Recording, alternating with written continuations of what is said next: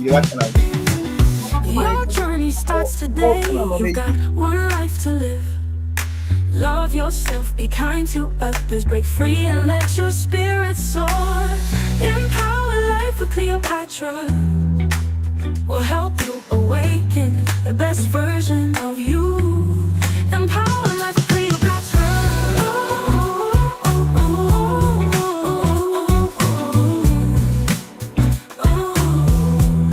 Empower life with Cleopatra.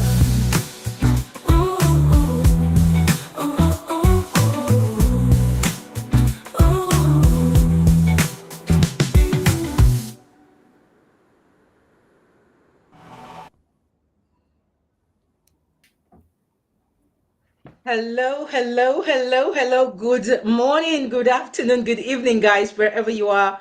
Welcome to Empower Life with Cleopatra. Listen, guys, if you are on the show, if you're on the chat already, please put something in the chat. Listen, I am bursting with anticipation and excitement tonight, guys. Listen, put something in the chat if you're already here. I want to see what you guys listen. I actually put some questions in the chat, actually.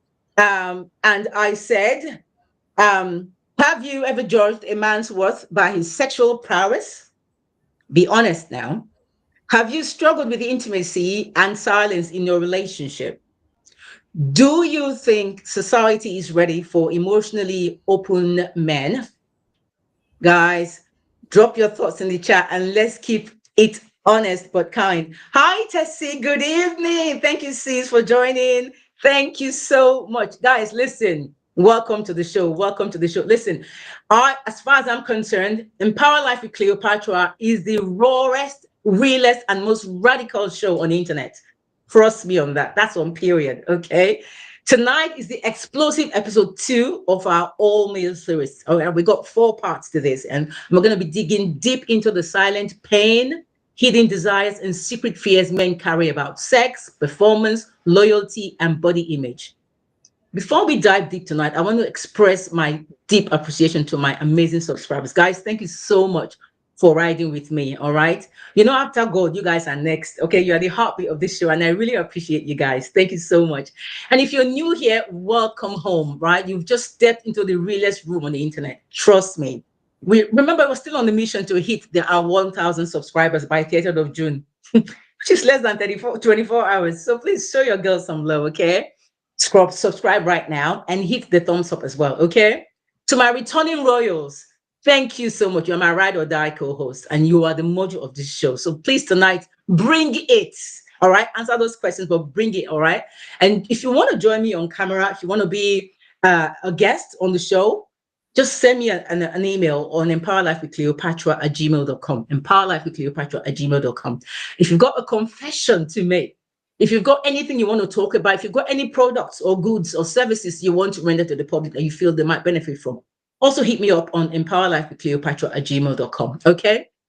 If you are watching this on replay, please watch it to the end. And don't forget to comment and also hit the thumbs up as well and subscribe. Okay. Tonight's episode, sex, power, and insecurity, what men won't admit. We are going to be ripping up the lead of one of the most taboo, most hidden, most dangerous emotional battlegrounds men walk through every single day. We're not trying to, this is not about gossip. It's about the silent wars men fight when nobody is looking. And we're going to be looking at this from 3 different zones. I call them zones today. Sex, lies, and ego, men, cheating and loyalty, and the male body trap. Yes, men also have body images too. Okay, so we're going to have a raw, real, and honestly, it's about time we have this discussion tonight. So let's meet our guests tonight, our powerful guests, honestly. First up, welcome Ambassador Colin Archie-Pearce. It's a regular face on the show. You'll see why as we progress with this show, honestly. It's a Nollywood royalty with a British Sierra Leonean twist, and over 60 films to his credit and over 80 awards. All right. He's worked with great actors like Desmond Elliott and Patience Zokwa, right? And he runs his UK-based production house and inspires diasporic filmmakers, to do their best work.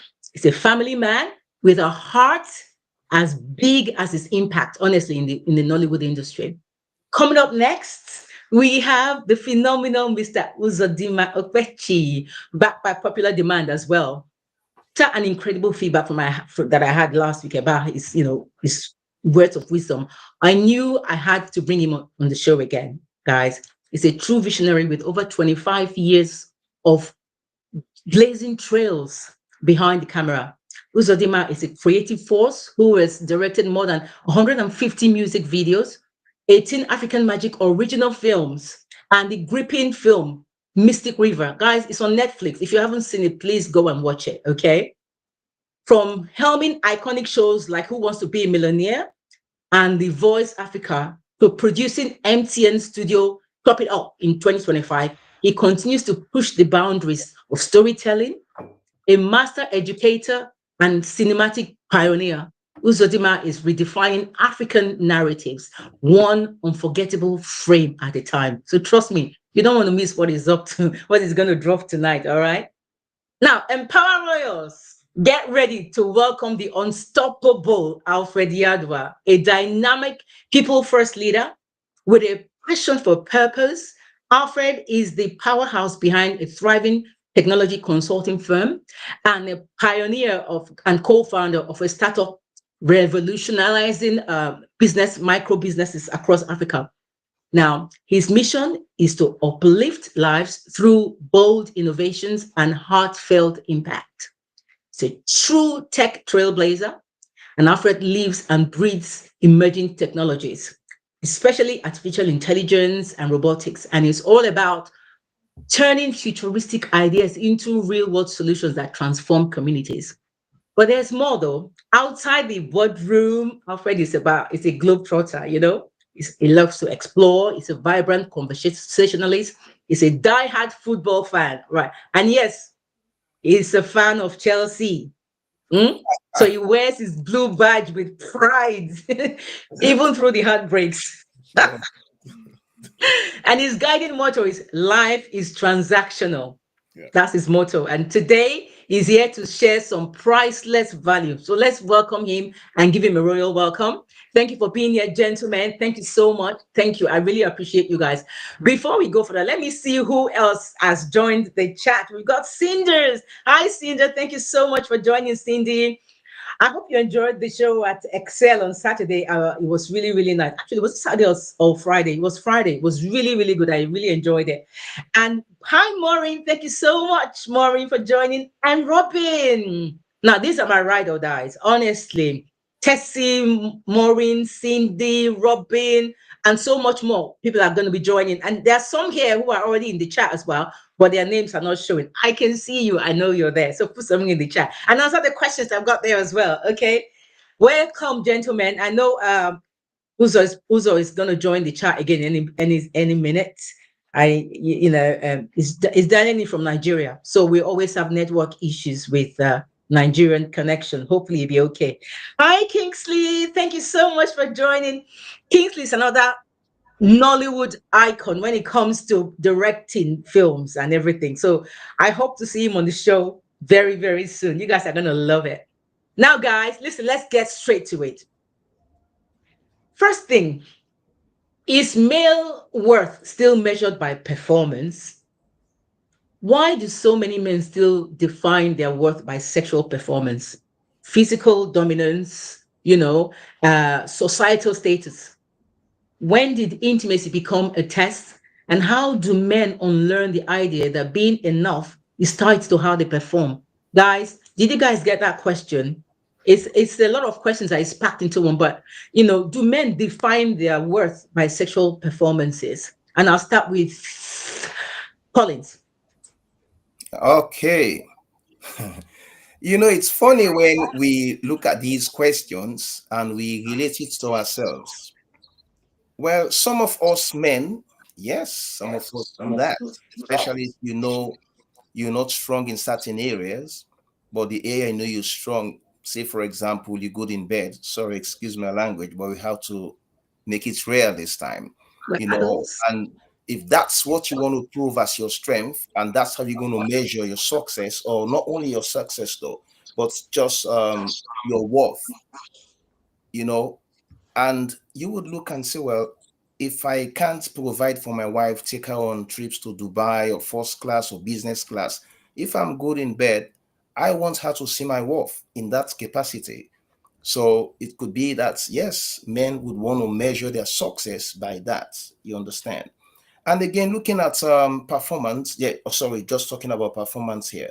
Now, looking at physical dominance, yes, some men, we always want to look good. You want to like stand tall, especially when you're doing something and you think to yourself, I want to be known for this. This is my worth.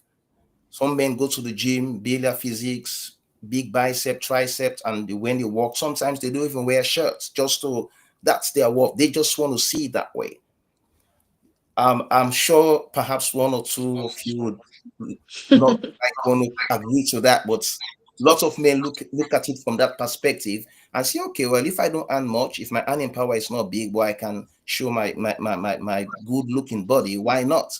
And the other bit now, talking about societal status, that one is obvious. You can see most of these guys who are well off, these billionaires, that's their worth. They stand tall. For example, like let me see Elon Musk. Everyone knows he's a billionaire. That's his worth. Some people want to be like him, crave to be like him. So society sees him as somebody up there as a role model. So I'll leave it for now. Okay. Let me see what the others. Okay. Alfred. Thanks for that good start, Collins. I think historically, men who have physical strength, sexual prowess, they're very virile, have been recognized, identified as leaders in the past time. And that's also translated till today. So the answer is yes. Men, by their very nature, it's about strength and virility, which has always been recognized through the passage of time. So we're here now in 2025, and that is still true largely, where men feel that if they can control the woman in the bedroom, that they're good in the bedroom, they can use it as a tool. They can weaponize sex, right? Be it to be a narcissist or to use it to dominate or to control the woman, and that gives the man some sort of power. Now, when we were younger, for example, the reason why you had a girlfriend at the beginning when you're in your teen years was, to have regular sex. It wasn't about, companionship or commitment, right? Yeah. It was about sex, right? And that kind of gave you control of the relationship, right? Because once you gave it up, that was it when you were younger. But as you grow older, the dynamics changes, right? So it's now not sex at the beginning. Sex is part of the equation, but now you're looking for a partner, you're looking for commitment, looking for loyalty. So it's still true till today, but not as much as it is when you're younger and then historically in the past. So sex, yes, defines in some respects the power and dominance that the man has over the woman, but that has changed in recent times. It's not what it was when we were younger or historically, but more in today's terms. It's still at the forefront, which some men, like I said, are using to sort of control and manipulate some women in some instances. So that's my view on that. Okay. Okay. Thank you. Uzo. Well, I think it depends on the mindset, yeah, generally. And I make bold to say that, well, at the risk of sounding racial, I think it's more of blacks that think this way that, I have to be good in bed and, you know, from the antecedents from slave trade, like historically my brother Alfred just said now, and all that. Um, some people have that mindset that for a man the other room has to come first before any other thing. But hey, we're all seeing all that change now, and we know that other things come before sex. Yes, sex is in the equation, like Alfred rightly said, and like Colin also has, like Collins also agrees to. But hey, it's not supposed to be the number one thing on a man's mind. That is where I'm coming from. And like I said, I think again it's a black thing, really, and it's something really that we have to really be, as men and as blacks, be very very mindful of, because I see this all the time, even on the internet, when you watch some memes. I mean, when you see some memes, or when you watch some skits and all that, the black race is always that race that has been attributed that is very sexually strong compared to True. other races and all that, and that is becoming a stereotype even in films and all. So it's not as if it's totally a bad thing, but it's also a bad thing for a whole race to be defined by their power in the other room and not their power in their mentality and the way they think. That's where I would see this from. Okay, Yeah. it makes a lot of sense. Thank you so much, Pakistan, for joining. You said great conversation. Thank you so much. Amaka, hi. Thank you for joining. Thank you for joining. There are some questions I already put in the chat. Please, guys, go to the question at the top and just put something on there for me to answer the questions. So, guys, are men really hiding?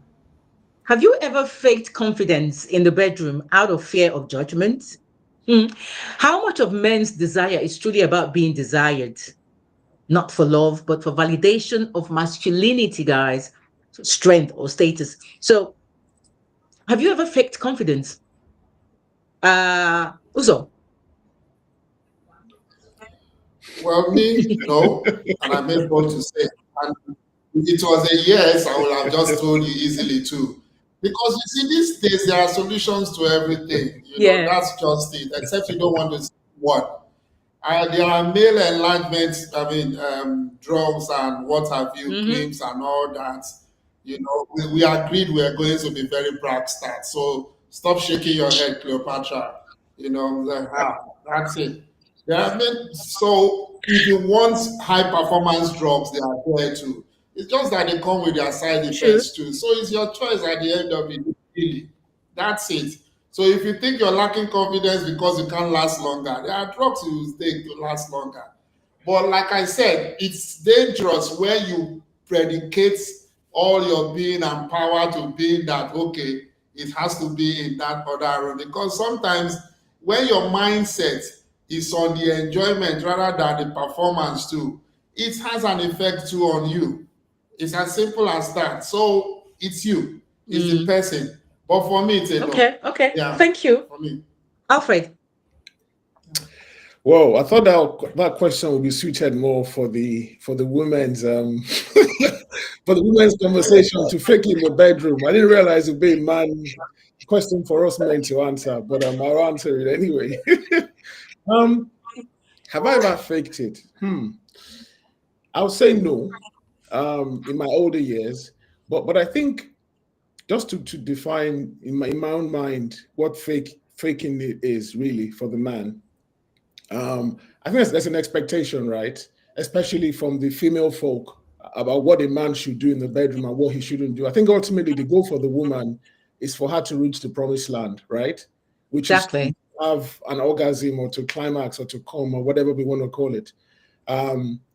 So, like Uzo rightly said, one is about the longevity of the sex. How long will the guy last in the bedroom? That's from one perspective. And the other perspective is the guy's technique, right? Is it a 1 minute man that just goes in, not fondling the woman, doing whatever else he needs to do to get her there? Is he just going in quickly and coming out for his own satisfaction? Right? So that's another aspect of it. Or does she like oral sex, for example, right? And he doesn't do oral sex, right? So again, does he have to fake it to pretend like he does it for the first time so he can get what he wants? So faking it can come in different guises. You can fake what you don't usually do just to get in there. Or you could use performance enhancing drugs like Uzo said to make sure you last in bed, right? So for myself, I'd say no, but this is what some men do as well. Be able to get that recognition. Because sometimes if you're maybe in a situation where you start to date a lady and she's talking about her past experiences with other men, not all the time, maybe in some situations, right? And then she's saying, oh, I like it this way, or my ex-boyfriend was you had 12, 14 feet or whatever, right? Or you lasted for 2 hours, and then you're now meeting the same lady, and you want to sort of show that you're more man than the guy that was there before. You're more of a man than the guy that was there before. Then obviously you resort to the drugs, to the pretenses and doing what you ought to, what you probably do not like to do. So I would say there are instances where some men will fake it till they make it, right? That's my take on that. Okay, interesting. Oh, Adisa says, Adisa, thank you so much for joining. Hey, oh gosh, it says men also fake having orgasm. I'm So going to come back to you on that. But Kingsley says, why are you smiling and rolling your eyes, Cleopatra? Not be you as a question. yeah. So the orgasm one is an interesting one because men will come irrespective, right? So Yeah. get to an orgasm is a completely different conversation because that's a different level from just coming. Just want to make that clear. But how can a man fake orgasm? Because once he comes, To him, the show is over. to him, everything is rolled up in one. So exactly. So for a man, it's rolled up in one. So coming, orgasm. If he says he has an orgasm, then he has an orgasm. There's no way you can separate. So Adisa, how can a man fake orgasm though? Because the only way we know that he is orgasmed is when he starts rolling his eyes and is or maybe when he starts giving you his natural goods. What? How else does he fake it? Because if he tells you he's faking it, and you see that after everything is still up and ready to attack you, then that's not a fake. It's not. He's just deceiving himself. But one thing I don't like about. Okay, in fact, somebody said this to me a few days ago. He said, she's married now. She's still married. But she says what she doesn't like about her husband is, first of all, he doesn't last long. Yeah. And he will say, oh, after he's done whatever he wants to do, then he will say, oh, did you come? And she's thinking, you finished yourself, done everything, and then now you're asking me. And then the worst in it all, he won't even give her a head. So she's high and dry. And he says, God forbid, I can't, me? God forbid, I'm a high chief. Don't do things like that and all that. And she's left high and dry. I don't understand it. Adisa says a man can ejaculate, but that is not necessarily equivalent to an orgasm. Okay. Well, I live and learn. We agree. But then, like you said, Cleopatra, how do you differentiate between a normal ejaculation and an orgasm? Yeah. Unless he tells you otherwise. So Yeah. So yeah. Wow, Colin, sorry. You've not answered it yet. Please go ahead. Because you didn't ask sorry, me. I'm asking you now. I mean, this conversation is getting so good already. I'm thinking, oh my gosh. Yes, Please go ahead. yes. I want it to be very Yes. interesting. So I'm going to cite an example Okay. here. When I was at uni, I was dating a girl. I've been like when you lost in after someone, you pray that one day I want to have this girl. And so I was lucky to meet with her one day. We're having a friendly conversation, and I believe she was also interested in me. So I said, okay, are you single? Because somebody like you shouldn't be. She went, well, I am now because my boyfriend, I can't continue that relationship. I said, oh, well, that's good. I'm single as well. So I asked her, I said, well, what happened between you and your boyfriend? And she told me, the guy is too quiet. When we make love, you can't even know if he's come or not. No emotions, no nothing. And I can't hack it. And I just said, you know what? Enough is enough. I have to terminate the relationship. I want to date this girl. And I don't want her to dump me as she did with the other guy. So I was faking it by screaming, shouting, wow, I'm coming up, it's like it, and because I want her to see that, yes, this is the man I want.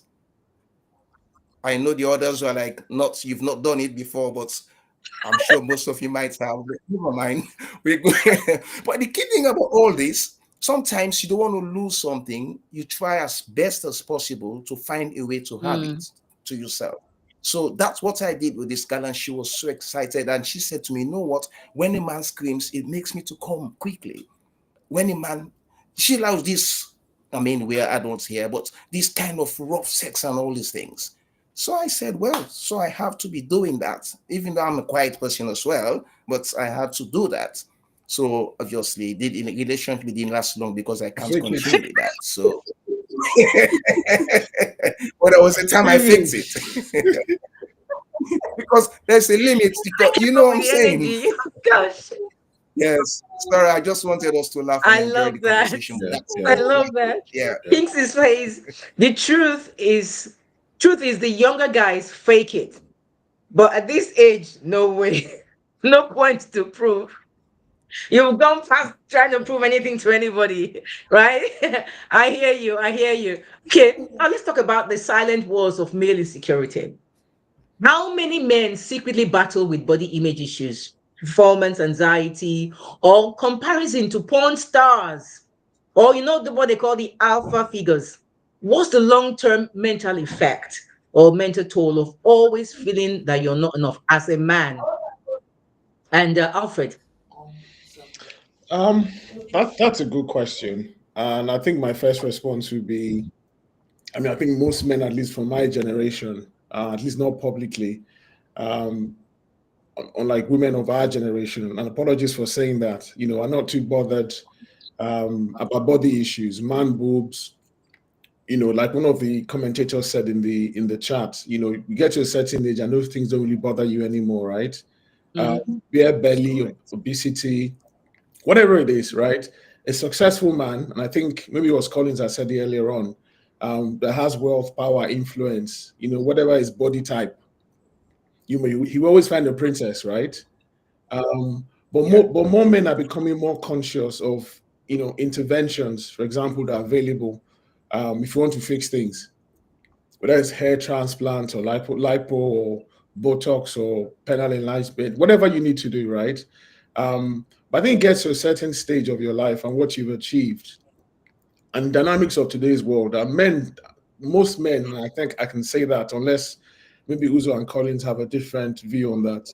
You get to a certain stage and those things don't really bother you any longer.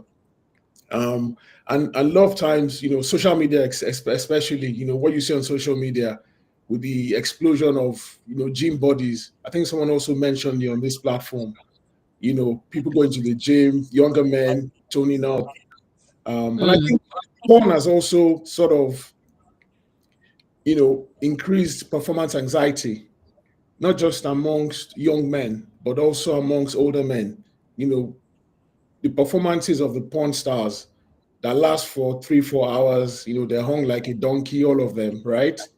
mm. And that makes some people feel inadequate. But the reality is, most or majority of the population of men are not built like that. But when you watch porn or when they watch porn, what they see is I mean, you guys are in the movie industry, so it's almost like the people that are portrayed in the movies that you direct, right? They're always perfect bodies, but the population isn't reflective of that, if that makes sense. Um, and I think, this has also promoted the over reliance on performance enhancing drugs.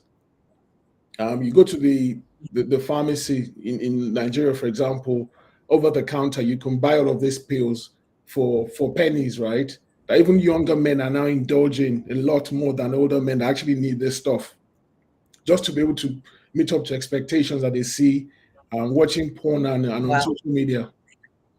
So I think this cycle undoubtedly will lead to, or it's already started leading to some mental illness and even in some cases long-term, you know, sexual health issues. Interesting. Interesting. Collins. Yes, well done, Alfred.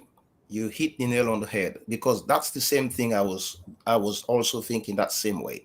You see, some of us men, I include myself as well, when you see some of these good-looking guys with a six-pack, nicely built and everything, you not start thinking, well, I want to be like this guy, I want to be more attractive. But that's not all. When now you see a woman who wants you to last like those porn stars 1 hour and you're 2 minutes man, or perhaps if you're lucky, perhaps 10 minutes, they still want more. You try to now start comparing yourself with these guys. Perhaps you want to do enlargement, you want to take all these enhanced drugs and everything, forgetting about the side effects. These guys you see on camera, what you see might not be the real thing. Some of them, you see like they go in for hours, that might not be it. This camera, come on, do like 10 minutes, cuts, whatever, add, blend everything together. Then that woman sees that and thinks, oh, you know what, my man can't even go 30 minutes. But 30 minutes is a long time. Long time. Trust me, yeah. And some men want to like keep pushing. They don't know the mental effects and all this thing. Keep pushing, even though they try to hold it. You understand? So they don't come quickly, just to satisfy that woman, so that woman will think that, oh yes, this is the guy. And us men, I know we try not to make comparison that much because I am me, you are you. Yeah, if you do 30 minutes, I do just 20 minutes. It depends how I perform. It's not the length or the longevity or whatever. It's how I satisfy my woman. I would have been doing some foreplay before sex, and that could get her to like, some women even get orgasm without even penetrating.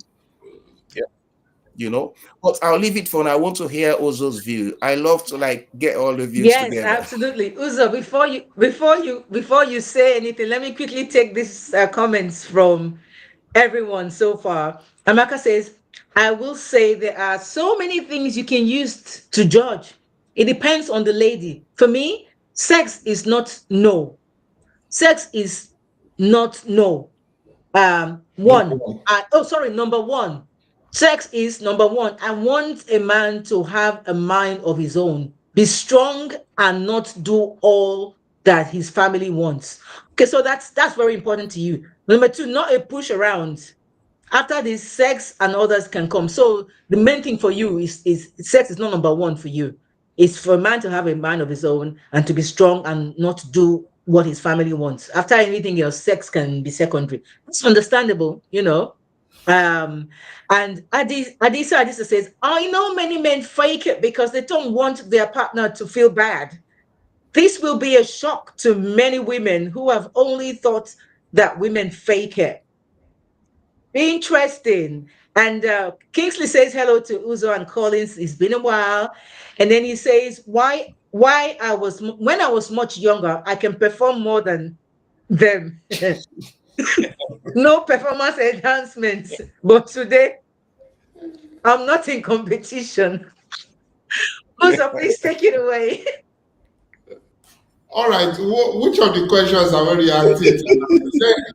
Is there a new question? No. The question we're asking is about how many men secretly battle with body image issues, performance anxiety, and comparison to porn stars and alpha figures. And what's the long-term mental toll of always feeling not enough? I think Alfred hit the nail on the head, just as Collins alluded to what Alfred said earlier on. And I'll go back to what I said at the beginning, just as if I knew, we're going to get to this juncture that we are right now. It all comes back here. You understand? It depends on your mindset, your mentality, and it depends also on the kind of person that you have chosen to be if you're an adult. But if you're still a teenager and all that, and you get enmeshed in things like this, you will be forgiven. But if you're a grown man, like a married man or something, and you still find yourself, in this space that we have created now and are talking about, then there is a disconnect with you and your own being. Because you're supposed to understand your body better than anybody else, first of all. Then if you find yourself inadequate, like I said earlier on, you either seek help if you're that kind of a person that knows that, hey, without sex, I feel low, I feel that I'm not man enough or something. Or if you're not that kind of a person and you're okay with, who you are, what you are, 1 minute man, half a minute man or something, and you're good and all that, then you stay that way. Basic. That's it for me. So it has to be something that you have to decide for yourself, if you're an adult. That is how I see all these things. Now, measuring yourself with porn stars, I'm sorry, thank God that Alfred reminded us that at least, the profession I profess, it's in filmmaking.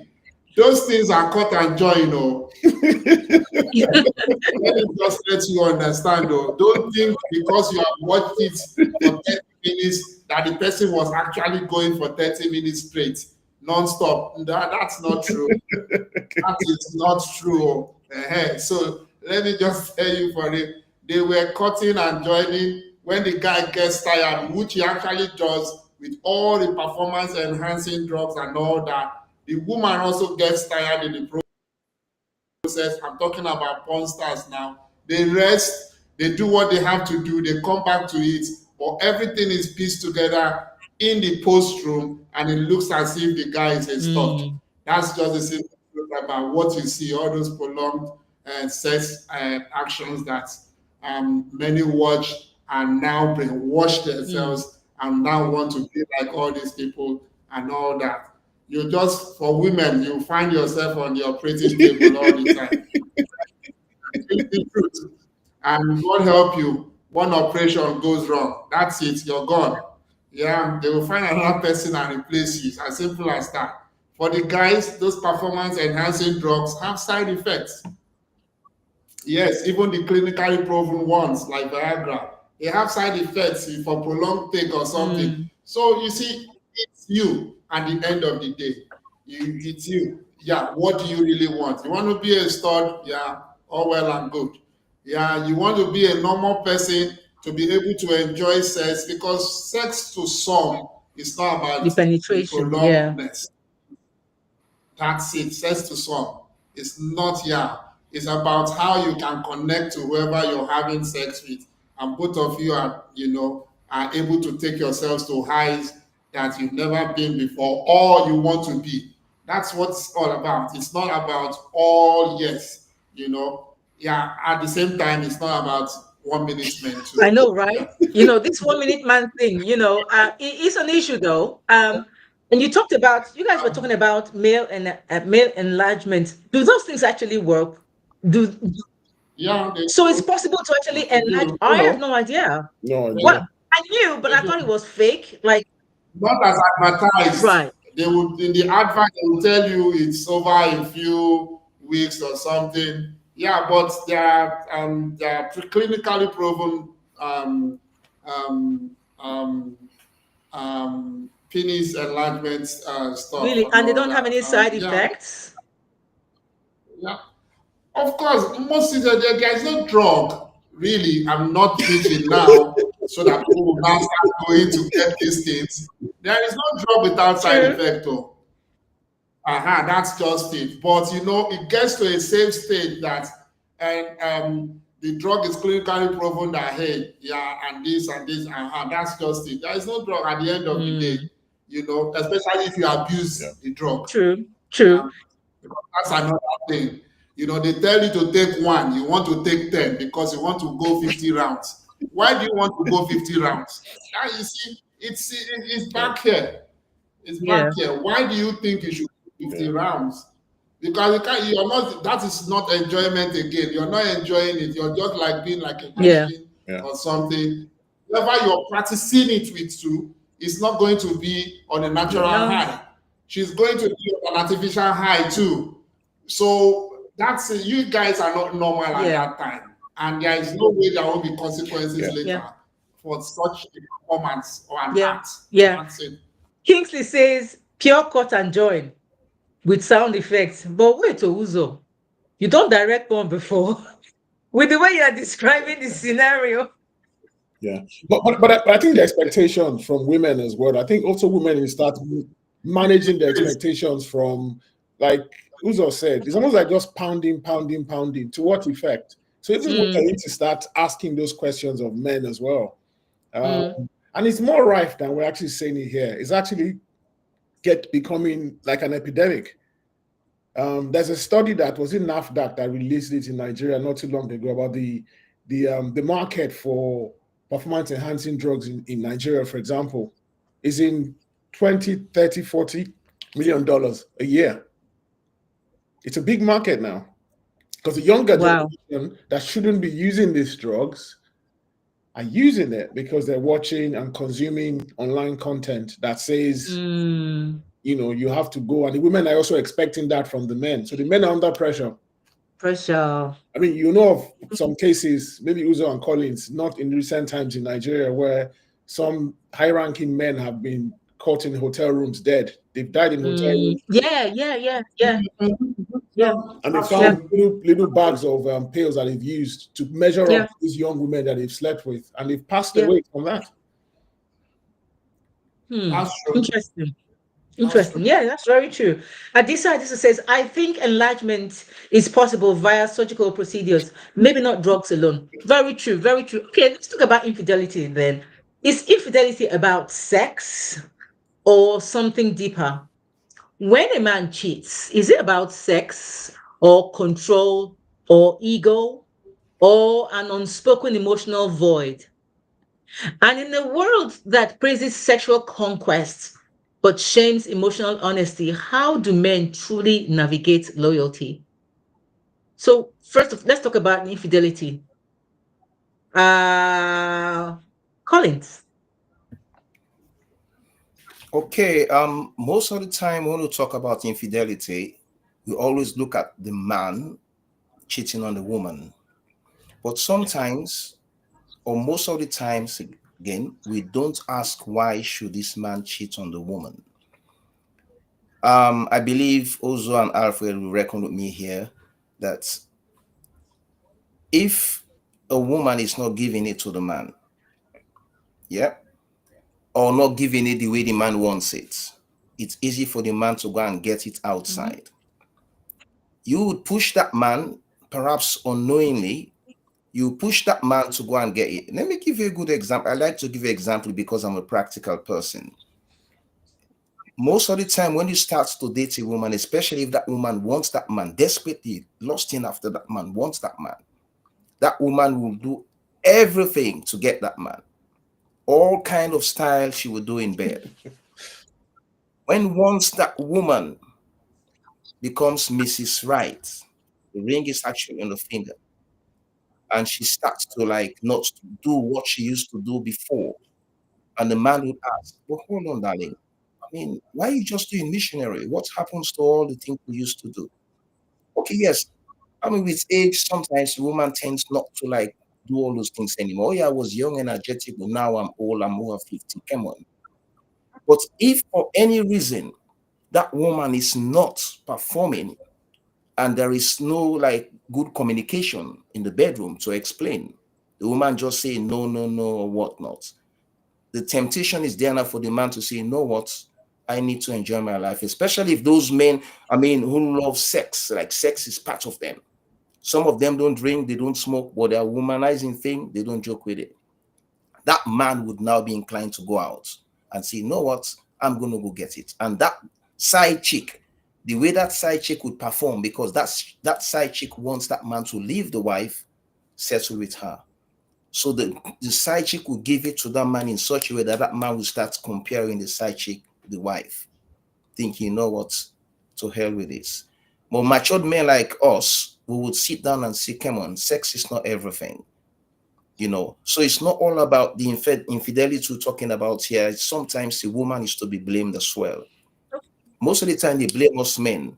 Again, it could be a case wherein a man has got kind of generational curse or kind of thing, which is from the father and whatever. So even if the woman is giving everything, because of that, he will still be craving for more or going outside. No reason why, just going out because it's in the DNA. The dad used to be doing that and he's passed on that. Exactly. And that could be even his child will also be doing the same thing, even if you marry the best woman on earth. So lots of things is debatable. We can look at it from different angle, but I just chose to use this angle for now. Over to you guys. Perfect. Uzo. Again, I'll ask you, what's the question here? Because you're being very tricky with your questions. What is this question now? You know, you asked like 3 questions in one. This one now that Collins just answered. Which one? Yes, now. Who was talking about Which infidelity? I said, when a man cheats, is it about Yes. sex control, ego, or an unspoken emotional void. In a world that praises sexual conquest but shames emotional honesty, It's how do about men all these truly, things you have mentioned. yeah, That's just it. It depends on the man. But mhm, everything you have mentioned is one of the reasons or all of the reasons that a man cheats. That's how I would see it. And that's not that's how I would see it. That's how I see it. And I'm placing myself, in this situation now. okay, Yeah. Imagine you deprive a man, you make him feel less, and about five of these things you have mentioned and all that. Like I said, it will only take a short person and a very strong not to, cross the other. mm, About five of these things you have mentioned are being meted out to one single, to an individual. That's just it. So there is no faking it. mm. Okay, Fred. Wow, this is a very broad question, but one that is direct. So I'll be very direct with my answer to this one. you know, when a man cheats, right? And I think, as Uzo said, it's a combination of it could be a combination of needs, right?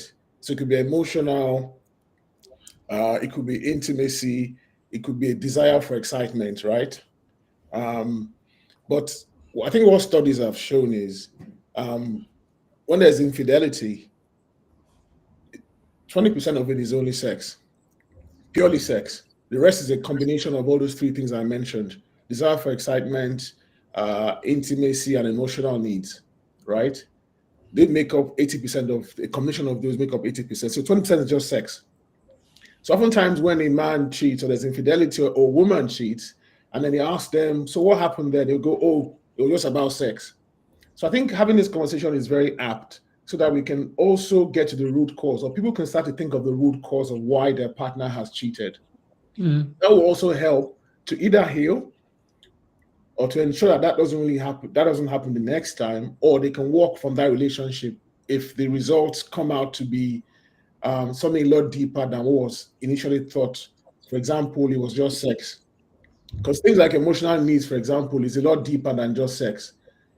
If you just, and again, someone also mentioned, I think it was maybe it was Uzo that mentioned as well, in terms of excitement.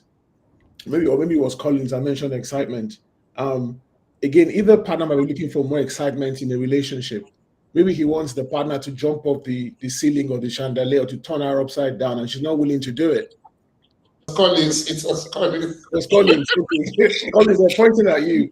Um, then Don't worry, I'll get him. Yeah. Don't worry. Then he'll go outside and go look for that lady that he can hang off the ceiling. Or he might decide to teach his partner or her partner, listen, I want you to jump off the ceiling. How can I hang you up there? You know, to try and teach that person or coach them in terms of what they like. And for some people, some sexual positions are like non-negotiable.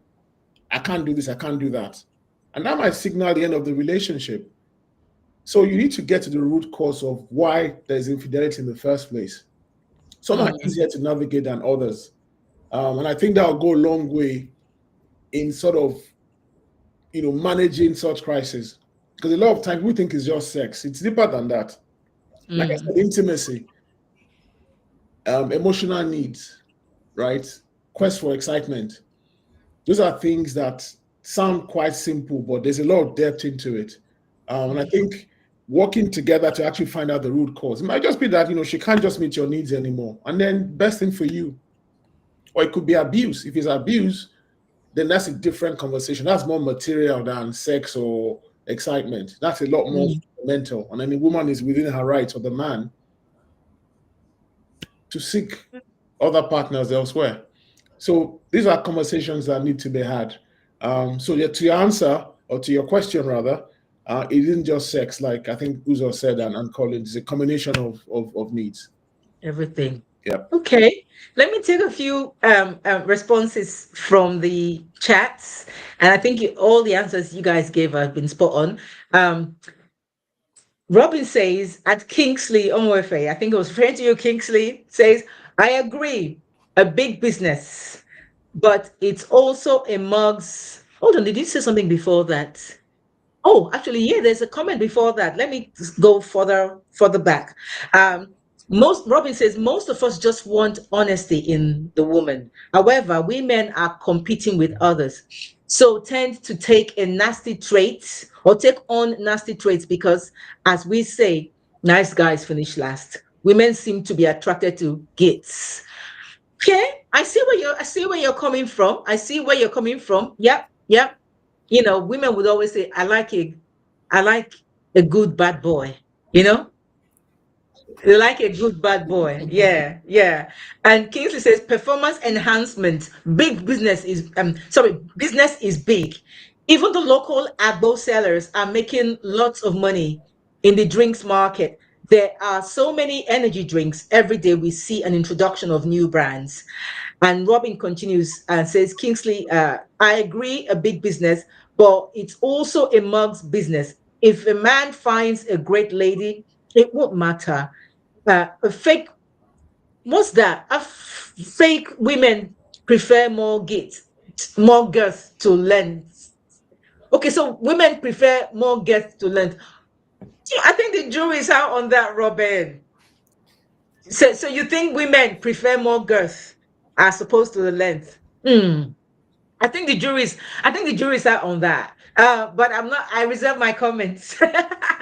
I think both. Actually, I think most women prefer both. If you ask me, but you do have a point. And besides, it's not what you have really; it's how you use it, isn't it? And Stanley, hi, thanks for joining, Stan. Stan says, "You bet." Adisa says, "Hates to raise issue. I don't know many married men who are faithful. Yet they are in church each Sunday, having made vows before God in marriage. Despite the social factors, we are basically animals." Amaka says, regarding infidelity, some men are just like that. They can't do it, what woman? No matter what, especially in our society where they think it's a taboo for a woman to have another man, but men can have as many women as he wants. So men can have as many women as he wants. And this says animals with impulses that we either control or fail to control and give excuses. Yeah. Barbara, thanks for joining, Barbara. Barbara says a combination of so many things. However, it's not an excuse for men to cheat. Okay. Stanley says, ha ha ha, no ceiling fan. I think was referring to what you were saying, Alfred, about hanging on the ceiling and all that. Collins, Collins, Collins, Collins. okay, Collins. Don't worry, I'll get you. Don't worry, Uzo. Tessie says, questions to Collins. You said faked it with your girlfriend because she left her ex due to no bedroom sex sounds. No bedroom sex sounds. Did you continue with your fake sex sound or not? No, after she dumped me, I didn't. Oh, child. She dared dump you after all those gymnastics? Because She I dared can't dump you? continue. That was honestly okay. Let's talk about male insecurities. I hope everyone has answered those questions because this show is just so hilarious for me tonight. So, how many insecurities stem from absent, abusive, or emotionally distant fathers?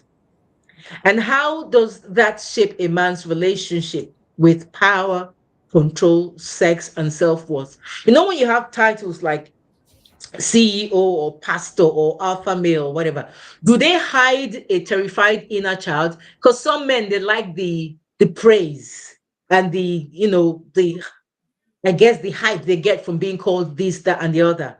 But do they actually hide the insecurity? So I'll take the question again. How many insecurities stem from absent, abusive, or emotionally distant fathers? And does that shape a man's relationship with power, control, sex, and self-worth? And I'll start with Alfred. That's a very deep question. So I mean, men generally carry a lot of baggage, right? There's a lot of Yeah. expectation on the man. So even before you're born, there's the expectations, right, for the male child. So your Yeah. father has told, your mother has told the, you know, nuclear extended family they're expecting a boy, and the father has said, "That's my Odogu, that's my Yoruba demon. You take after me, you inherit everything. He's the, the protector after him." All that kind of expectations, right?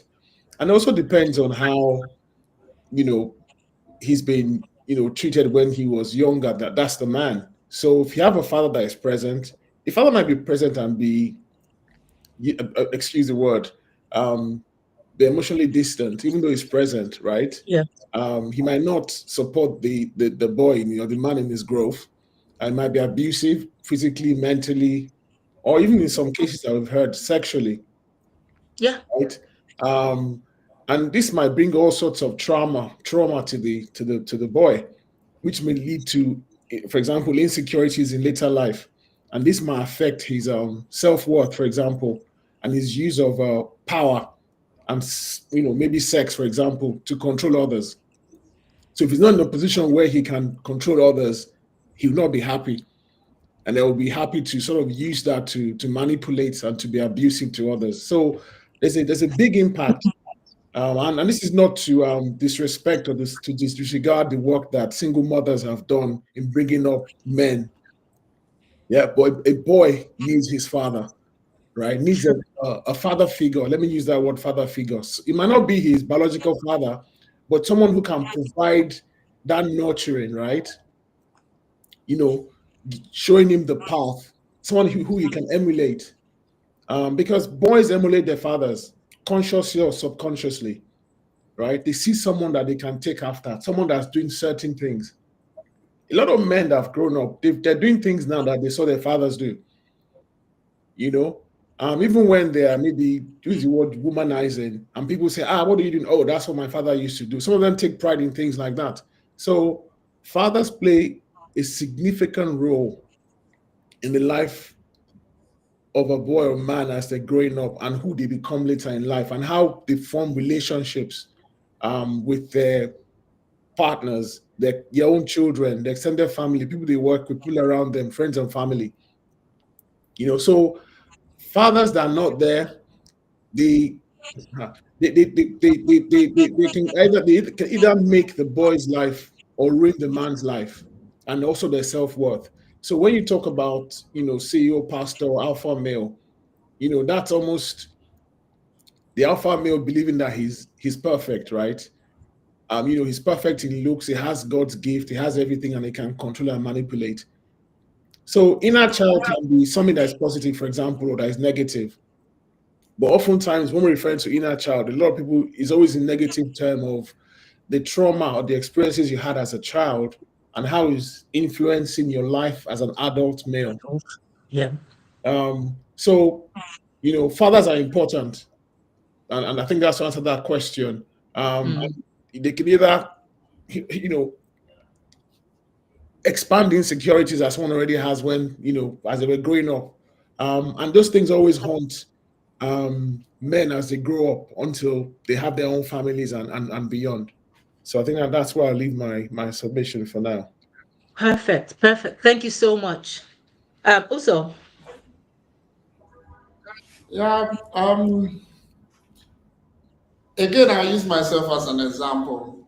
Last week, I shared the fact that I was raised by a single parent. Yeah, because I lost my dad at the age of 7, and I barely knew him. Just 7 years, and he passed. So my mom was his primary school headmistress, and we were only two, and she was the one that raised us. And thankfully today we turned out to be very, proudly I would say that I'm a good person. Yeah. So, but in the demography of things, I may just be 1%. Yeah, I'm not going to run away from that fact. So it doesn't mean it is right that, or that all kids raised by a single parent will turn out right or something. I am a firm believer in family values. I believe both parents should be present to raise their kid. I don't know what time sharing that should be. I don't have one now, so I wouldn't be able to use that as a personal experience. But I want to believe, and I mentioned it last week. My pastor, when he was alive, used to say something that if you're not ready, that at least one of the parents, will be readily available to raise your kids. Do not give birth to kids. It's as simple as that. So coming back to that, that family value is very important, and narrowing it now to father figures, because there are things that the father brings naturally as the head of that unit that is just natural. That is as simple as that.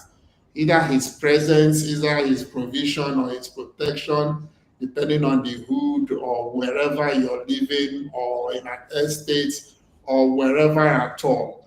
It is just the natural order of things that, hey, kids are supposed to be raised by two parents, a man and a woman. We are in a society now that are very rapid and fast to cancel culture and all that.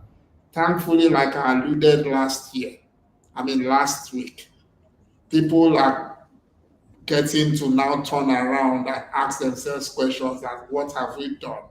Because in the past 20, 25 years that this culture of canceling has gained ground, look at what we have been able to achieve, the kind of kids that we brought up, mostly into drugs, mostly on the other side of things and all that. So people are beginning to realize their mistake or their error of joining the bandwagon of those that wanted to cancel the natural order of things because of society, peer pressure, or wanting to belong or wanting to be woke, as they want to call themselves. A child needs his or her dad. It's as simple as that. Or in fact, like Collins has said, and Alfred has also agreed to. Yeah, especially in your most formative age. Yeah. I don't know whether I had or read somewhere that anything from 16 or 17, you're already formed. Yeah, it's very difficult. It takes the grace of God for you to be able, if you're not there within that age, maybe 5 to 16 or 17, to you now to be able to change the mindset of that child, after that period. Yeah. Those are the most formative ages, for any child. They need both parents. But if by disaster or by accident or by any other means, not deliberately being or wanting to be a single parent, it happens that it's only the dad or it's only the mom that is going to raise this kid. The person must be very, very devoted and make sure that he or she has the time to really, bring up this kid the way it should be. But answering your question, yes, I want to believe that if you put like 100 people together, those that are raised with their dads present and or father figure present, and this person, the caveat is good fathers because there are bad fathers too. You shouldn't forget that. Yeah. So you find out that even in some cases, the one raised by a single parent is better than the one raised by two. And it's possible again that two of the parents are bad too. What if they are junkies? True. We have found children from orphanages become people and they are well raised by the caregivers and all that and all. So there is no absolute in these things, but it's just that, hey, I am one of those that believe that two of the parents, should follow the natural setting and bring up a kid the way the kid should be brought up. Yeah. Totally. Collins, have you answered the question? I don't think you have. No, but they've answered it already. I would Okay. add to it by saying be raised by both parents, being raised by a single parent. Don't get confused, I'll explain. You can have living together with a child, but the dad is so engrossed with work activities that the child will hardly see the dad. Be so Mm, busy doing bits and pieces, flying every part of the world, especially if he's got international job wherein he travels all the time. No time to do any parenting, no nothing for that child to emulate or see the value of being a dad. And I always say to myself, if I am a dad, my family comes first. I know, yes, I have to work to earn a living, but I still have to make time for my family. That's what I call family fun time. We have to have time together wherein we have fun, enjoy our time together, and also help with the child's whatever activities he or she has to do, especially if it's school homework or things they need to do research on. So most of these dads that's not present, they always absent. They're not there, but as far as you know, as husband and wife, they married and the child has got both parents. But if one is not there to help out, the woman, she might get to a point where she will say, "It's not what I'm not the only one who gave back to this child. Two of us agreed and what's not, and now you're not around to help out." And guess what? She'll just say, "You know what? I've had enough. I'm tired." And these kids, they are clever. When once they know the mom is the only one there now to mentor or look after them or whatever, they know how to manipulate the woman. The man will yeah. stand up and say, "No, hell no." The child will want to go out and come like 2, 3, 4 in the morning. The mom might say, okay. As soon as the child raises her voice or whatever, the mom will take the back, says, "Okay, sorry, yeah, you can go." But the dad will stand up to that child and say, "Hell no, I am the head of this home. You're not going out." But if you're not there to do that, to inculcate things into that child or discipline that child the right way, that child will go astray, even if both parents are available. But the Mm. dad, in quote, unavailable. Thank you. Interesting, interesting. Thank you so much. PPC Explorer, thank you so much for joining. PPC says some women are manipulative and use sex to manipulate their men. They give it all to their boyfriends, but can't do the same with their husbands. Women will use food and sex to control men. Some women will even detect when the man can have sex. Even if you're a GO or in control of 10 million members, you're still human. I was raised by different families and different fathers. I lived on the street with several fathers in an environment where 1 in 100 kids survived. Hmm. God saw me through that. My point? Except God builds the house, no matter what parents do, it doesn't Hmm. matter. Mhm. You're right, PPC Explorer, and thank you so much for that. That really, that yeah, you're right. Any comments about that, guys, gentlemen? Uzo, Yeah, Alfred Collins from PPC's yeah, I already comment. alluded that I was raised by my mom and I Yeah, turned out good. So I'm happy that PPC turned out a good person too. He yeah, said he was on the streets at the time and all that, and look at where he is today. yeah. I'm thankful for your life, PPC, and all that, and all those who, went through rough times, and still came out good, because Mm-hmm. there will always be an excuse to be on the other side. There will True. always be, yeah, even if you have both parents. We've seen rich kids misbehave and do things they are not supposed to do.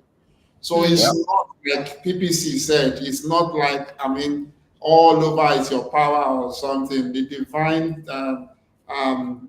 power is still there at the end of the day. It's like that verse of the Bible that was talking about if God does not watch the city, that watchmen watch it in vain or in something. vain. Yeah. Yeah, that's just it too. Basically, at the end of the day. Mm, So, or hey, do you need your parents? Yes, we all do as humans. We need them both. But if situation, I mean, makes it to be one out of the two that gets to raise anybody at all, what we are saying or what I am saying is that that person should make sure he or she does a good job mm, because at that formative stage, if there is no guidance, 95% of the time, these children go astray and they end up in jail or become drug addicts or, lose their lives to things that they're not supposed to and all that, or gets astray totally to the point of no return and all. So that's what we are saying, basically. And that's what I am alluding to, moving on. But hey, again, big ups PPC. Yeah.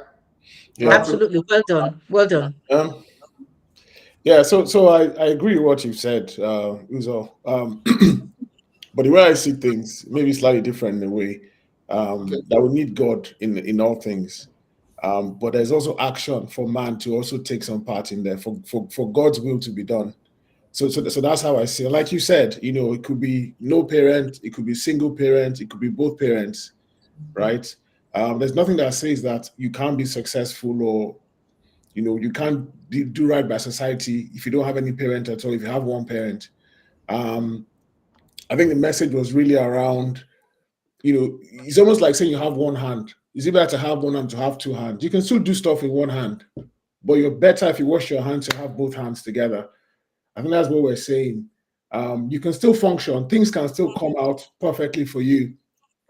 But it's always good, if possible, and God willing, that God will provide that enabling environment and ultimately has the last say on how successful that person would be in their lives. True. True. Totally. Thank you, guys. Thank you. Okay. Let's talk about why men don't speak freely.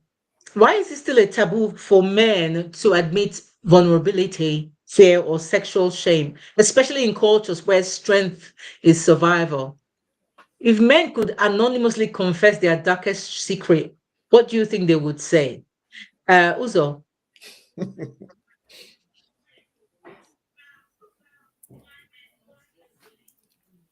Oh, so Uzo. Yeah. Oh, okay, fine. He's gone. Okay, Collins. Yeah, he disappeared when he had the question. He's not around, so I can see anything. Yeah, you go ahead, Collins. Don't worry. Or blame him Yes. now. Quickly, I would always say to myself, should I tell people my weakest point? Would they laugh at me? Then I'll say no. I'll keep it. If I have to confide in anyone to tell them my weakest point or my vulnerability or whatever I think is embarrassing for me to say in public, I will say to that person, and please don't disclose it. It's just for your ears only. Now, because this is more like a taboo where us men, we have this ego. I said it the last time when we had one of the sessions. We had this ego in us that we don't want to look like, how can I put it now? To belittle ourselves, looking like, oh, hold on here. The woman or this person is dominating me. Whatever she says, that should happen. I have no say, and all of these things. We still hide behind that mask. We don't want to come out and say it. We still want to be looked at society like, oh yes, we are the head of the home, we are the man, we are in charge. Not even at your place of, not even at home, it might even be your place of work where you're a manager and you're scared of some of the members of staff who could stand up to you and say things, and you're like, so we try to conceal that. There will come a time when society will allow us to start saying it without people ridiculing us, but to sympathize with us and say, yes, the man is still human. He's got blood flowing through his vein. He can express emotions, because we don't want to get to a point where we're laughing stock. That's why sometimes we don't speak. And it's still like a taboo, unless perhaps certain society, though, could be certain other parts of the world, they don't care, they say it. But if we can have a kind of a group set up for men to just be part of that group and speak their mind and say things and get bits and pieces from other members of that group, other male members of that group, that would be fine. Okay. Alfred. Whew. It's an interesting question. It is. I'm not sure if you get me to admit my vulnerabilities. You know, fear or sexual shame. and I think in our own society, or maybe in the world at large, I mean, this is just me on a personal level. I think it's unmanly in the view of society and in view of everyone, most people. If you show emotions, it's almost a sign of weakness, right? And it's especially in Africa and in some cultures as well, even some parts of the West. You bear your mind, and then you start showing emotions. It's almost a sign of weakness because you're meant to be the provider and the protector, right? And then you're showing weakness or vulnerability. So that means who will stand in your place then if you're being weak? So I think the role of men, from time is more of a patriarch, right? The protector and the provider. So for your family and for society, but this is slowly changing. I think as Collins, I just spoke about this now, because attitudes to men's mental health, for example, where men are encouraged, to be vulnerable and to speak their minds. There's been a lot of more focus on men's mental health, because what you see these days is more about, women's forum, talking about how, women are emotionally vulnerable. Men's vulnerability isn't spoken about that much. I think society needs to start to recognize that men carry a lot of load and baggage, right? Even though we're meant to be the provider and all of that and protector, we also need protecting as well sometimes. And we also need to be listened to.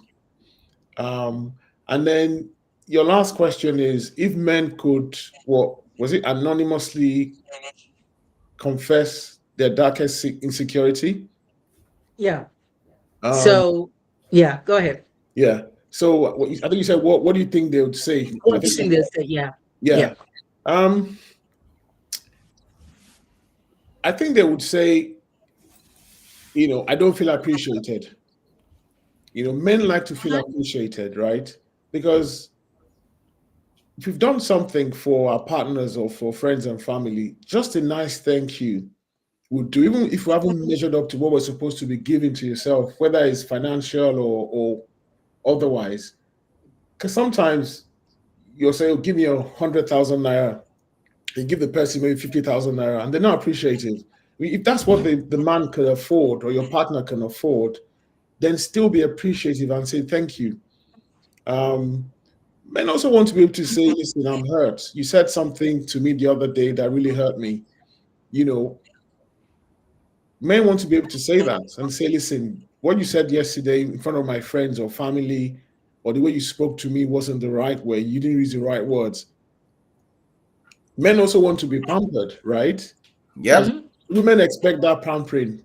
When you've done something wrong, you buy this, you buy gifts, you go and cook a meal, all that kind of stuff, or you take them out for dinner. Men also love that too.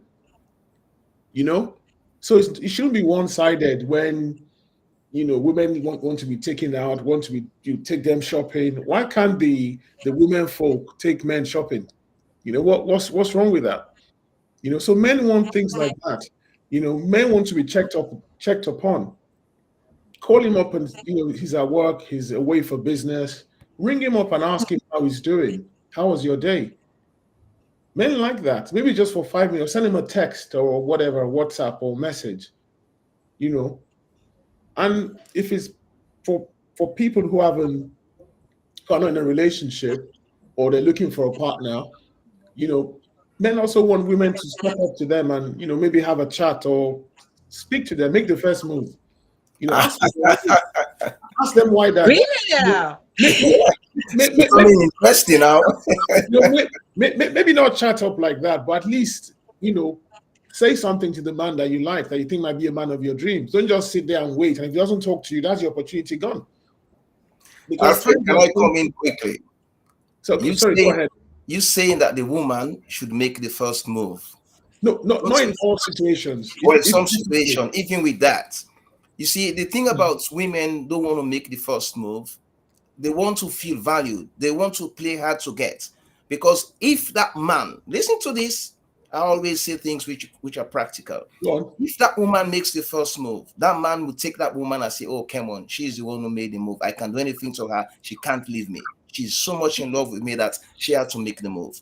And you'll be surprised that man in his mind would look that woman a little bit cheap, thinking, come on, I didn't, and it's easy for a woman to sit down and look at it from that perspective and say, you know what? He has to make the move. He's the man. Let me feel valued. Let me feel like, yes, I didn't do it. Be honest with yourself. If a woman chases you now, yeah, be after you, wants you, and dying to get you, and you say, okay, well, okay, let me have her. You're not going to have that much respect for her. And I mean, comparing to when you be chasing a woman for the past years, and all of a sudden a woman say, you know what, you've tried it enough. Let me give you a chance. You're going to be mindful what you do to that woman, what you say to that. You might be showering that woman with gifts. But the other one that was chasing you, who actually made the move, you might not be inclined to be doing that because you know she's not going to leave me. She's the one who was after me, and that's it. I'm sorry I had to come in here. I don't like, I mean, it's just, I just like the matter. Let's just start it. Yeah, no, it's fine. It's actually fine. So I think that's a perspective, but the kind of chatting up that I'm talking about is not to chase the man. So, for example, you go to a conference or you go to a party. You don't have to go and chat him up and ask for his number, and it's just acknowledging that he's there. Sometimes men need to be directed to where they should go, where they can find a jewel or a diamond. It's just directing him to where you are. If you see a man that you like and you see someone talking to him, you can ask the person to say, oh, that's a good-looking man. I think, can you introduce me to him? He's an interesting man. Or you can just find a way to not to be chasing him, like actively making him think that he's the lord of the manor or anything of that nature. No. I'm just saying that sometimes men need to be directed to where the goal or the jewel is. So that's just a perspective. It's not the hardcore chasing. Oh, I want that man. The man knows you're chasing. Women can be very smart and very subtle as well, by the way. Women are they're a lot smarter than men. If a woman wants you, she will not come directly and start chasing you. They have subtle means how they can go about it. Okay. I think that's I'm not gonna say anything. Uzo. So, I have one more point, by the way. Yeah. Please go ahead.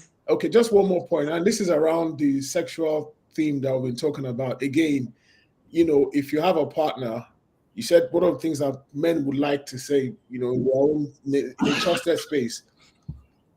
Collins as well. So if we have a situation where some men will want their woman, their partner, they're not chasing them this time, right, to make the first sexual move. Oftentimes, men are the one that initiate sex. Most times. And I'm sure you guys will agree with me. Right? So men would like to say, if they had the opportunity, that women should also try to make that first move or do something different from waiting for Mr. Collins or Mr. Oz or Mr. Alfred to come home or at a certain point in time, make the move. Because it makes it a bit more exciting, a bit more interesting. Yeah. I mean, that's my final submission on that one. Okay, that's cool. Uzo, Collins.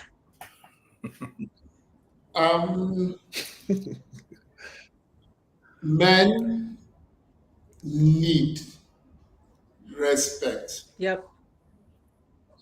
For me, that's the first thing a man needs. Anything at all. A relationship with a woman, whether the relationship it's still in the building stages, whether it has been consummated into a marriage or something.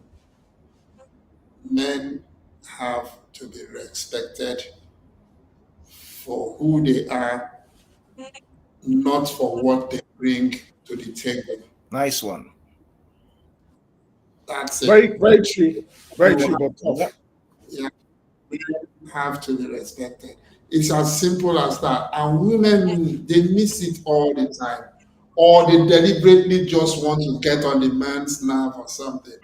It's a very simple thing. It's not something money can buy. It's something about the attitude. It's something about, just respect this man and create a safe place. And that's just it. The man will be feeding off your palms. It's as simple as that. So if anybody is listening at all, and now I'm talking about myself, it's as simple as that. I've been married for almost 19 years now, since 2006.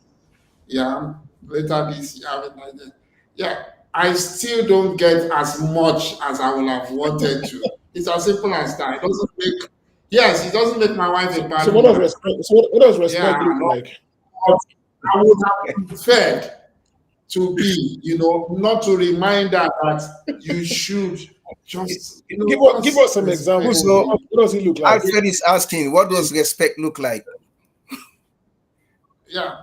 Oh, well, that will be for Another day, another okay. day. That's it. It's I can explain now, I know that it's not, but that's just it. And if you ask 7, I mean, if you ask 100 men, 70 to 80 will tell you. Uh-oh. Uh-oh. Uh-oh. Oh, The women It's have all right, chosen. Colin. The women Colin, have you can chosen take the it away. internet connection. The okay. women they press the pause The button. key thing, oh yeah. I The know, key right? thing about, taking up from where Uzo stopped. You see, the key thing talking about respect, yes, men, we should be respected. I always say it's a two-way street, because even the Bible says, husband, love Honor your your wife. wife. Wife, be submissive to your own husband. The man should also show the love to the wife. If you beating your wife all the time, disrespecting your wife, and doing all sorts of things, the wife will like, hold on here. You want me to respect you, but it's a two-way street. Why can't you do the same? Why can't she love me? If you show love to your wife, it's very easy for that woman to respect you. Automatically. I will tell Yeah. you this, I'm a living example. You see me and my wife. In fact, the other day I was talking to Cleopatra, and then my wife called. I just told her, I say, I have to pick up this call. Whosoever I'm talking to, when my wife calls, I have to pick it up. Even if I'm talking to the King of England, I will tell you, oh, King Charles, hold on one second. My wife is calling. Let me know what she's calling for. That, for me, she sees it like, oh, I am the queen. Mm-hmm. I take priority. If I am at work and I'm actually in the, like a business meeting or whatnot, I will turn my phone off. Collins, that is you Yes, respecting her. that's That's respect. respect. Yes, Yeah. the That's respect, it. yeah. And it's Yeah, reciprocal. That's what I'm saying now. She would respect you in return. Now, the love I'm talking uh-huh. about here now is Yeah. when you show your wife that love. The love comes with respect as well. That Mm-hmm. one, they're intertwined, they're the same. Because when I show you love, say for example, now, like my wife, sometimes when she's at work, I'll say, oh, she must be tired. I'll just surprise her, go to work, packed outside, and say, honey, I'm outside waiting to take my queen home. She goes, oh, this for man with his shower me love and everything. I like to give practical examples. Now, the key thing about what I'm saying is I emphasize on this all the time when I have opportunity to talk. Men always say we want respect, respect. But what are you doing to the woman? The woman wants love. Most of the time when we go in places, I will say to my phone, let me open the door, go in, close the car door, go to the driver's side. And, those little things. You'll be surprised how women would cherish those things. Mm-hmm. And that's when some other women will say to the husband, you see, are you seeing what's happening over there? You don't open the door to me when I'm coming. These are the things that just look for what the women love to do or like and do it. If you have a woman who likes to like do shopping, I'm not saying you have to give her your entire bank account, whatever, to clear your account, but show her that, okay, I know you love clothes. Let me just treat you today. Let's go and do some shopping. Anything the woman likes, help her out, and the woman will respect you. You are a king. That's how I would say it. Sorry, yes, over to you guys. Totally. Uzo, when you're gonna finish what you were saying, we're gonna round off, very soon.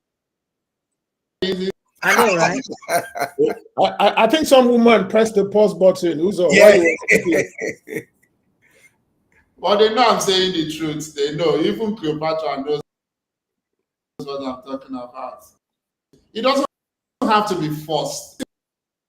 It is very simple. Seriously. But women miss it all the time. But it's fine. Like I said, we will discuss this. But for Yes. me, I've said it. For men to have a safe place, they need to be respected. Relationship, either marriage or not. That has to be respected for who they are and not what they bring on the table. Okay, like I said, I'm not going to say too much in this show because it's a few things I would have loved to say, but it's okay. Let me take this comment from PPC It's a man's Explorer. show. PPC says, men want to be honored, respected, and the submission from the woman is just as commanded in the Bible. This is the problem. the jackpot generation is experiencing a lot of breakup because some of the women are respectful in Nigeria. Now they're making money than the man and stopped respecting them. So when they're making money, so they're respectful when they're not earning as much as their men. But when they start earning money, they stop respecting their men. Okay. Tessie says, I take my husband out, pay the bill, and get him gifts, etc. I also know ladies who do the same, but their husbands do not appreciate them. Respect should be both ways. Men have this self ego, head of the house. Please, we are in a world where both work hard to maintain the home. PPC Explore says, the You see what balance I'm of the talking world about? is the man is the man most times proposes to marry the woman with or without money because he loves her. Most times women are driven by what they see, e.g. money and wealth. Okay, Uzo, you're gonna say something. I was just alluding to what I said earlier on. From the comments, you can see already, some people are fighting it already. Why? That is the only thing a man is expecting. That's the only thing. The man provides, the man protects, the man does all the things that Collins has said and probably Alfred has said when the internet was off from my own side. But now, giving the man just respect is a problem for some women. Well, okay. It doesn't have to be about what you bring to the table. It's about who that person is, first of all, in that relationship. And a lot of women miss it and they still do. Okay, Yeah. I think maybe what Tess is trying to say is nowadays women put in as much as they do. But the There is bottom nothing line like is this. nowadays. That is the illusion Yeah. they live in. What is nowadays? What has Okay. changed? What has changed Like nowadays? anyway, I wasn't going to have any comment or any opinion on this. I still don't have any opinion on this anyway. Still don't have any Uh-huh. opinion. The only thing I'm going to say is, and I think Colin said that earlier. Women automatically they're actually built to submit by nature. That's how they're built because they came from the man. They're built to submit. But sometimes some women feel like the man has to sometimes earn that submission purely because if the man is loving them, automatically they submit to that love. Bingo. They can eat off the man's streets. They can serve him, they will treat the man like a demigod, right? But when the man is abusive, doesn't come home, cheats on them, stingy towards them, disrespects them, doesn't even regard them as anything, they're thinking, what am I going to submit to? You don't even love me, you don't care about me, you don't take care of me, you don't even know my needs. That's the same type of man that would probably, be having sex with her and, just does the bang, bang, bang, one, ma'am, thank you, or whatever, without even caring whether she even is satisfied or not. And then they're off. And then the woman feels frustrated. And then you're thinking, submit to what? What is it? Like, I have to submit to. You don't love me, you don't care for me, you don't treat me right, you don't even look after the children, you're not hardly there. I go to work just like you do. I fend for the kids, or I am the one that take them shopping. I'm the one that does all the cooking, I do all the cleaning, whatever. And you come home and sit down and feel like a king, but you don't even treat me like a queen. Then you want me to submit to you? How? So that's I'm speaking on behalf of some, Is I don't have an opinion. that a comment? Well, you said you're not going to have any I Exactly. still opinion. You don't. just Yeah. said it earlier I'm on. just being an Whose angel's opinion is advocate, this? okay? Whose opinion is this? I'm being an angel's advocate here, okay? Alfred, I hear you. Yeah. Alfred, you're gonna say something. No, nothing. No. But don't forget what was Yeah. your question that led us to this place that we got to, this juncture now? Well, it was What was your coming to question? the You last were question. We're asking talking about why is it still a taboo for men to admit vulnerability? That was the question, right? you But we see, kind of like answered the last question from this question again, to an extent. Yeah, we have.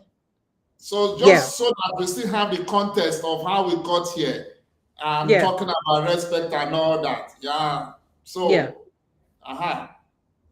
So so obviously men don't want to confess their insecurities because, like from what you all said, you don't want to be seen as weak.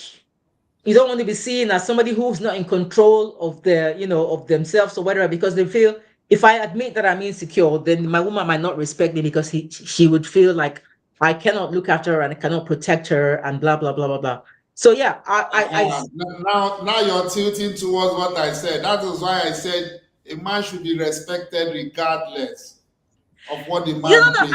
I'm only Now echoing what you're your saying what responses I, were. I'm only you echoing see. what I'm just summarizing what your responses were. I'm not, I don't have an opinion. But Maureen does. Maureen says respect is earned and it goes both ways. Well said, Cleopatra. Thank you, sis. You know, I don't have an opinion, no, I'm just looking. No problem. But we kind of No like wahala. answered the last question though to an extent. But I still want us to still throw a bit more light into it in terms of, can we build safe spaces for the truth? So what role can we, women, and the society at large play in helping men release their generational pain or, helping them to speak their truth? What would a safe space really look like for the man? And, are we brave enough to actually create that safe space? So, Collins, what do you think? Well, the woman should encourage the man to talk and not to Okay. look down on the man at all. If the man says to you, now, this is my weakness, or these are my Mm. weaknesses, I admit to you, I'm just going to put this straight. I've been taking enhanced drugs for me to perform. Now I want to stop it. I'm a 2 minute man. Would you still love me? No, Okay. most men do that. Do all of these things and get to a point that, you know what, this is not good for my health. I have to stop it. But what will my women say? So women should encourage men. Don't look down on them, even if they can't provide for you. Accept. Say, well, yes, I earn more than you, but no one will know that I look after you. But some women go and talk. He doesn't work. I am the breadwinner. I'm this and that. That man looks now so little in the eyes of our friends. So these are things they should help us. If you're helping the man, it's between the two of you. No one should know that you pay the bills. That's all I would say. Okay. Okay. Thank you, Alfred. Hmm.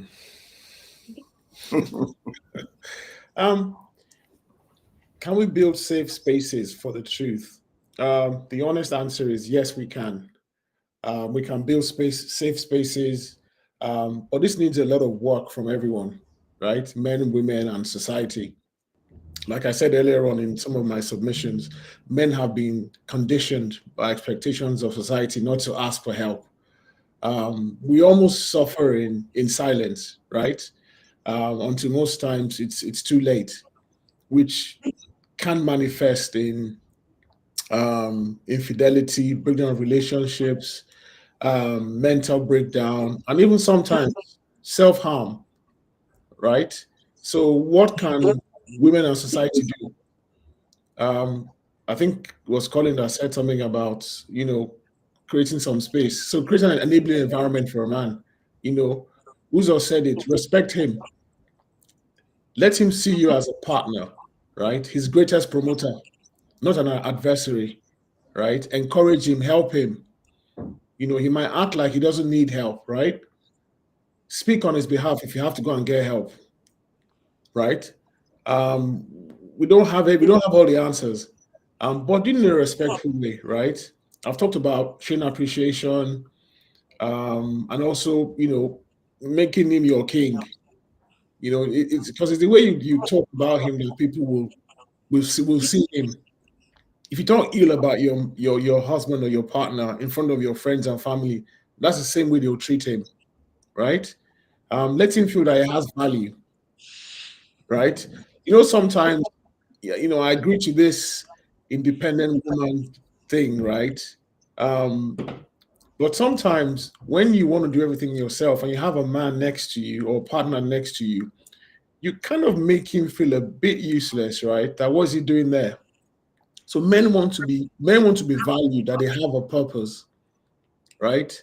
And I'm not talking financial here. It might even be financial, but let him have a bit that he plays in that whole thing.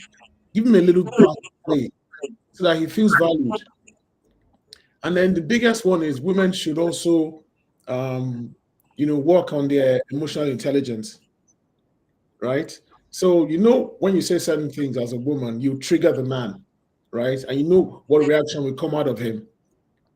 So you almost have to, work on how you react because you say certain things. There's certain things you say to your partner or your husband, and you know what kind of response you get. Because men are most times putting on eggshells with women. Because you know when you say certain things, you get a certain response. So women should also do the same.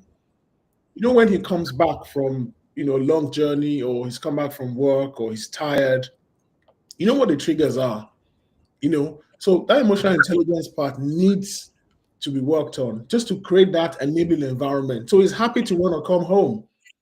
He's happy to hear your voice on the phone. He's happy when he sees your messages, because you've given him a safe space that he can actually, like Colin said, speak to you. He's comfortable enough to open up his heart and tell you, oh, when I was out today, guess what my boss said to me? Or they've offered me a new job somewhere else. You're his ride or die. He'll come to you with all his problems, things that you shouldn't ordinarily tell you about. He'll tell you about everything because he has confidence that you have his back. But if you don't give him that safe environment, it's never going to happen. You're going to have someone who looks very distant in your house when you both sit down and start talking. So that's how you can build that safe environment for the man to actually be vulnerable and share with you his pains and his tribulations. Okay. Oh, and Uzo was going to speak next, but he's disappeared. But okay, I'm sure he's going to come back in a minute. But let me just take this chats quickly. Maureen says respect is earned and it goes both ways.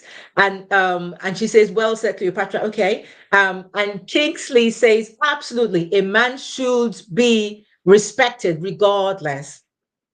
And she laughs and says, respected regardless. Okay. And Maureen says, respect is earned. And Alfred says, well said, Alfred. Kingsley says, well said, Alfred. Fumi, thank you so much for joining Fumi Adekunle. And she says, spot on, Alfred. So yeah, I think there's some agree, some kind of like it's not they don't agree about the respect, but I think they kind of like they want to qualify certain things in terms of the respect, because I think what they're trying to say is, and this is plain Angel's advocate again, to say that it's not like they're not saying men should not be respected. That's definitely not the case. But they're saying some men don't know how to treat a lady to even get her to respect and actually treat him like a king that he is.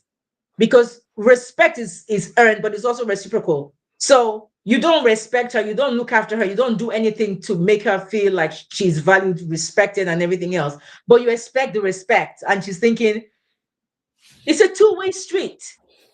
You can't expect me to respect you as my man, but you don't even give me anything to respect. Nothing at all. You're just there. You think because you have a dick, so and you put it down. So that's enough for the respect. I mean, it doesn't quite work. That's what I think they're saying. Girls, if I'm saying the truth, please put it on the chat. Let me know. And Tessie says, please, these men needing respect should put themselves in a woman's shoes. Let them go through all the emotional imbalance. Respect will be the last words to say. Okay. So Uzo, you're here, but you're not here. Everything okay? If you're here, please come back on so we can see you. But Alfred, any comments? Collins, any comments? Well, Nothing from me for now. I think it's been very interesting. Yeah, absolutely. Honestly, guys, what can I say? It's been quite an amazing edition tonight. Honestly, I'm overwhelmed. But before we close this power-packed episode, guys, let me just say this. Thank you so much. First of all, let me just thank my guests. Let me thank you all for everything you guys came with fire today. You came with fire, and yes, you brought it. And I think my co-host in the chat also gave you as good as you gave them. So there was a lot of bass according to Nigerians today. And I love it. I love every second of it. Maureen says, most men who dwell on so much respect from the woman hardly give their women respect or attention. Okay, so there's been a lot of, throwing and throwing, and I'm loving it. So guys, next week, bring it like you brought it today. Okay, because I'm loving every second of this show. Seriously. Okay, but tonight we peeled back the layers of silence and unmasked truth many men carry in secret.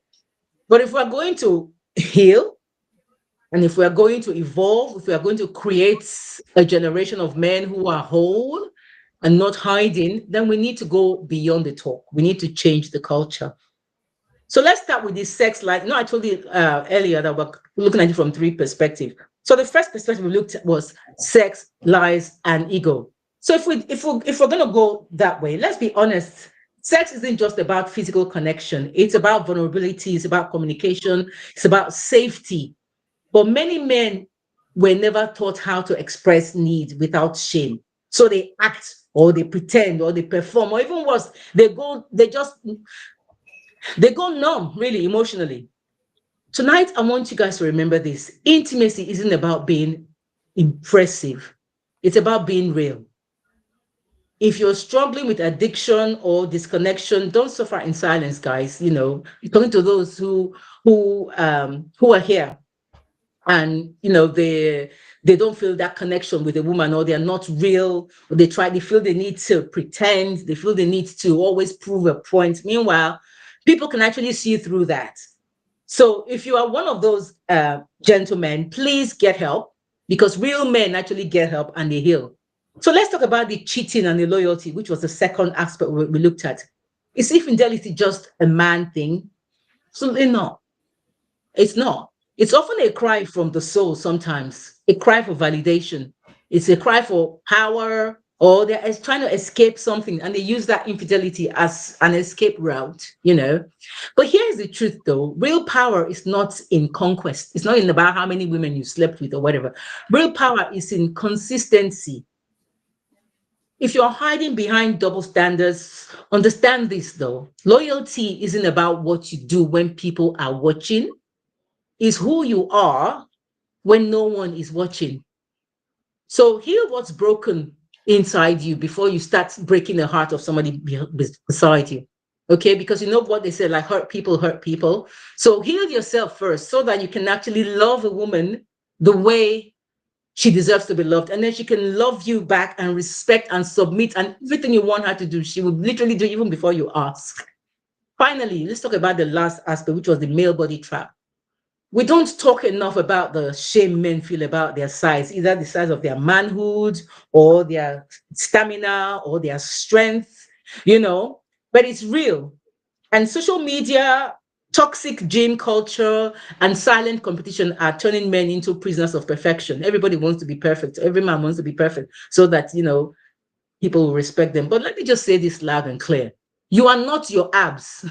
You are not your size. You are not your performance. As a man, you are enough. All right. Strength starts from the mind, not in the mirror.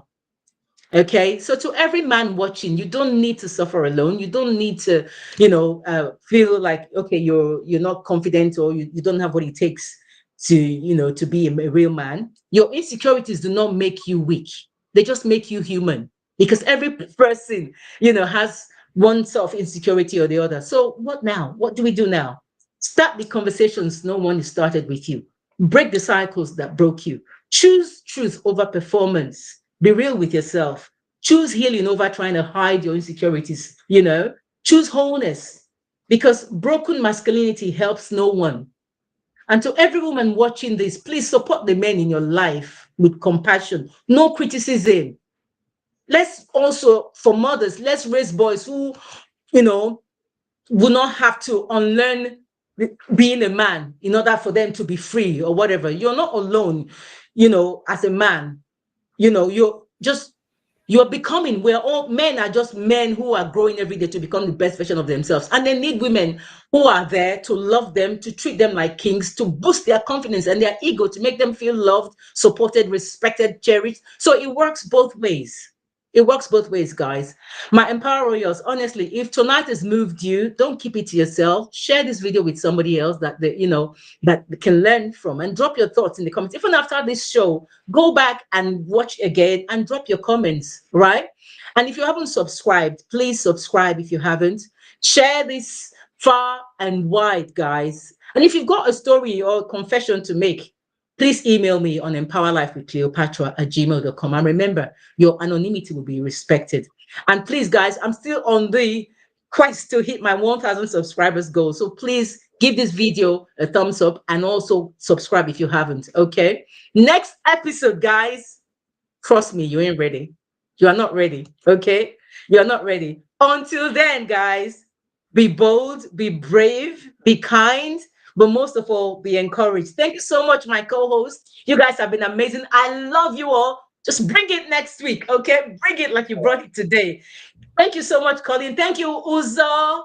Thank you, everyone. Thank you, Alfred. Goodbye. God bless you all. Uzo, you're here now. God bless you. Bye, guys. Take care. Bye. Thanks, everyone. Bye.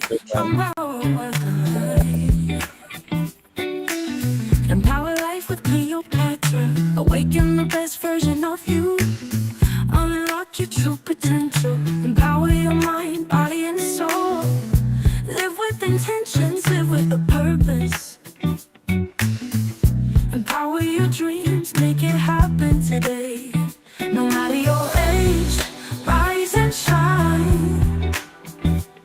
Live boldly, live authentically. It's your time to rise and shine. Empower life with Cleopatra. Awaken the best version of you.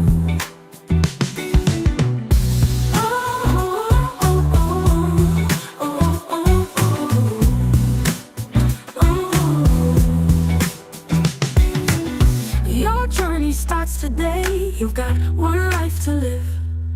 Love yourself, be kind to others, break free and let your spirit soar. Empower life with Cleopatra.